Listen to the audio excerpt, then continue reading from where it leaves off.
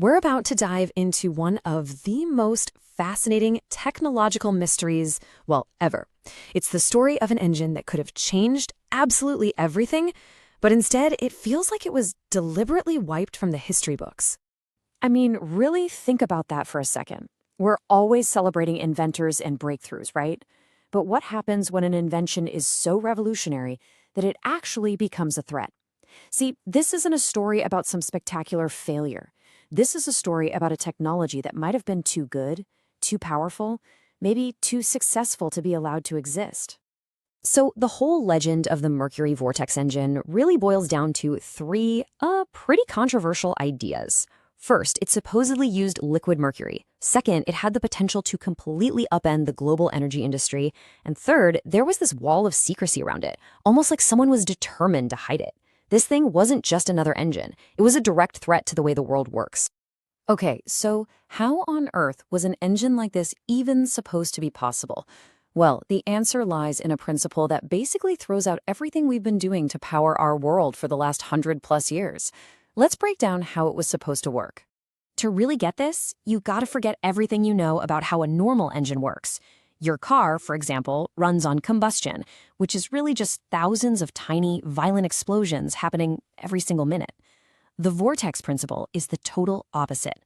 It's not about chaos and explosions. It's about harnessing the incredible power of a perfectly controlled, spiraling implosion. And here's the part that's just completely wild. No fuel, no fire. The theory says that by spinning liquid mercury, of all things, at insane speeds inside a sealed chamber, you create these super intense electromagnetic fields.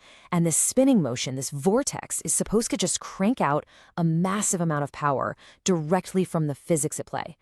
It's an idea that seems to bend all the known rules of engineering. And that right there, that's why this was so dangerous to the status quo. I mean, if these claims were even partly true, you are looking at the perfect energy source. It's totally clean, it's silent, it's hyper-efficient, and it runs on a principle, not on something you have to constantly buy and burn. This isn't just an improvement on old tech, it's a complete revolution. So, the big question is, if this technology was so promising, where is it?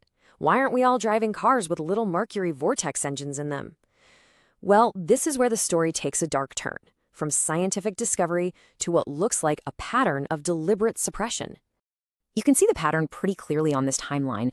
What starts out as this exciting kind of fringe idea, well, it slowly gets pushed into the shadows.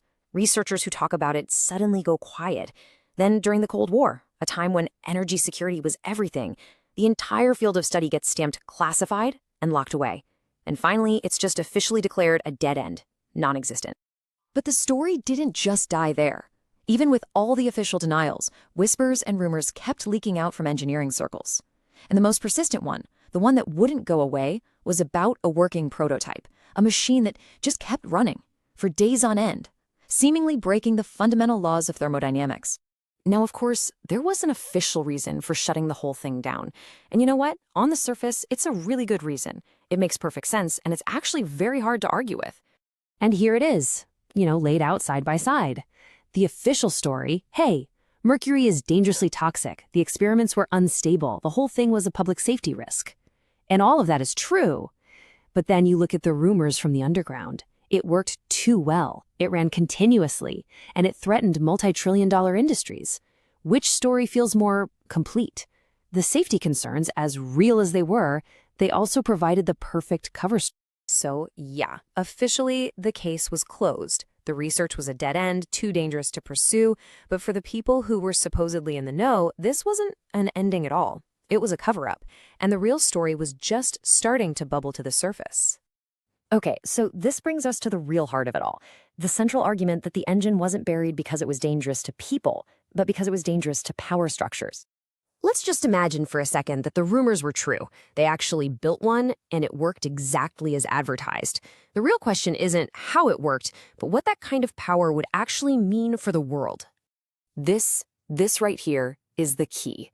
A device that can create almost limitless energy without needing a constant supply of fuel from some huge centralized company. What it offers is complete and total energy independence. And think about the domino effect of that. It would be absolutely catastrophic for the status quo. An engine that doesn't need fuel, well, that's the end of the oil industry as we know it. No need for a power grid, well, then the energy monopolies lose all their power over us. All of a sudden, governments lose one of their biggest levers of control. This kind of independence isn't just disruptive, it's a threat to the entire global power structure. At the end of the day, any technology that gives power directly to the individual has always faced massive resistance from systems that rely on centralized control. The Mercury Vortex Engine wasn't just a machine, it was basically a declaration of independence. But here's the thing about ideas that are this powerful. They rarely disappear forever. They have a funny way of reemerging, sometimes decades later, often under different names and in totally different fields. And you have to wonder, is that what's happening right now? If you start looking at some of the most advanced and often classified research that's happening today, you see these little echoes of the same idea.